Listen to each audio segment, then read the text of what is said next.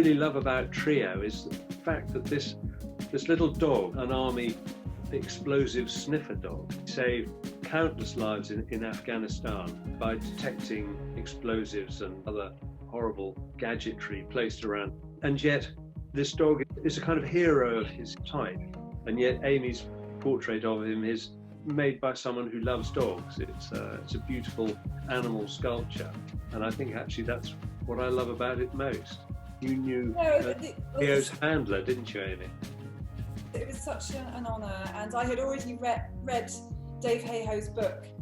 It's all about Treo and the passion for his dog that was so much more than his comrade, really. I mean, it was, he kept him as a family pet until after he retired, until ripe old age. And that when I was first contacted by a chap called Stephen Ashton, Dave had just lost his dog, and I remember when I first spoke to him, Dave was at the beginning of a long grieving process, and I couldn't get much out of him. He was honoured that his dog was going to be portrayed in a memorial, but I could just feel the emotion in this man. Also, he had PTSD, like so many veterans did, going out there, and so I just love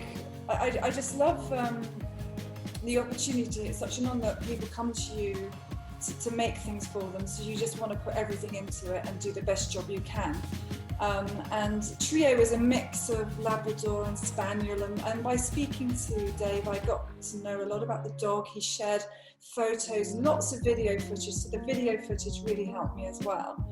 And he was a really characterful dog. He wouldn't have been a pet. He had a real character, and Dave was the only one that could actually handle him, and they had this unbreakable bond.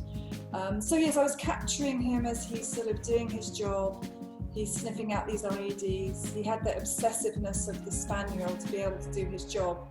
And I remember when I made the clay, Dave and his wife came all the way from Congleton to come and have a look.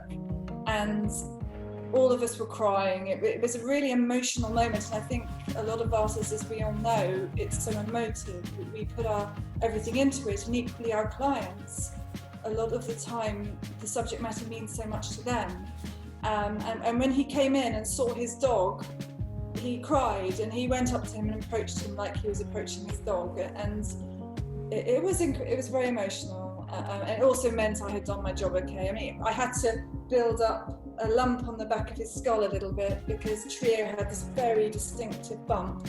So again, by his handler and owner being there, I could still make little changes to the clay, and that's the lovely thing about clay, is that you could always, that malleability and that opportunity to change.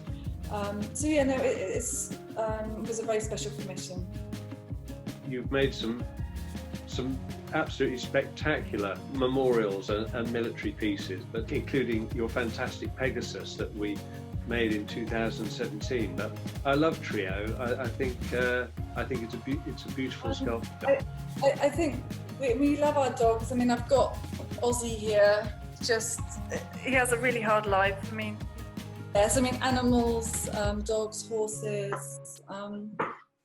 They mean so much to me, and I think when you love something and that you have passion for something, it comes through in your work. And I think as artists we put a bit of ourselves into everything we do, and you're always striving to learn and improve, and look at your contemporaries and be inspired by them, and every piece you just want to get better. I'm very lucky to have a studio at Talos, and I wouldn't be there if it hadn't been for Judy Boyd saying, Amy, go and have a look at project workshops. I think there's a studio available. I've been there 12 years now, and also just the bronzes that come through there, the people that come through there, the resident artists at that place, it's very inspiring. And having had the first 10 years after graduating of being on my own, and I got very depressed. So actually coming back to the UK when I did, and being in that environment where you're surrounded by the creatives, it's so inspiring. Good to go out your comfort zone. I like working in steel, I like working in a different medium, I like texture, but equally, it's so, you you can still admire someone who works in such a different way and get inspired by that. And I think you've always got to be open and keep looking and seeing. And I just feel grateful that this is my job. I can't believe it's my job. I still sometimes don't have the business head on me. I should, because, you know, it's such I love it so much.